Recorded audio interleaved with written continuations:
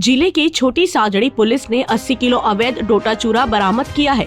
साथ ही 2 तस्करों को गिरफ्तार कर परिवहन में प्रयुक्त बाइक जब्त की है। एसपी अनिल कुमार बेनीवाल के निर्देशन में अवैध मादक पदार्थों की तस्करी के विरुद्ध सख्त निरोधात्मक एवं दंडात्मक कार्यवाही व वंचित अपराधियों की धरपकड़ के लिए चलाए जा रहे अभियान के तहत डीएसपी मनीष बड़गुजर के मार्गदर्शन में थाना प्रभारी दीपक कुमार बंजारा के नेतृत्व में पुलिस टीम द्वारा अवैध मादक पदार्थ 80 किलोग्राम डोडा चूरा जब्त कर 2 आरोपियों को गिरफ्तार किया गया।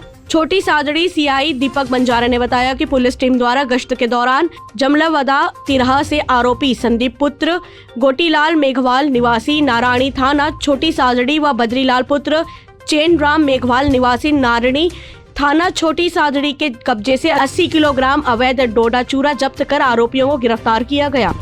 पुलिस ने एनडीपीएस एक्ट के तहत मामला दर्ज कर जांच शुरू कर दी है। प्रकरण में डोडा चूरा कहां से लाया और कहां पर सप्लाई होना था, इस संबंध में आरोपी से पूछताछ की जा रही है। प्रतापगढ़ से दिलीप सेन की रिपोर्ट।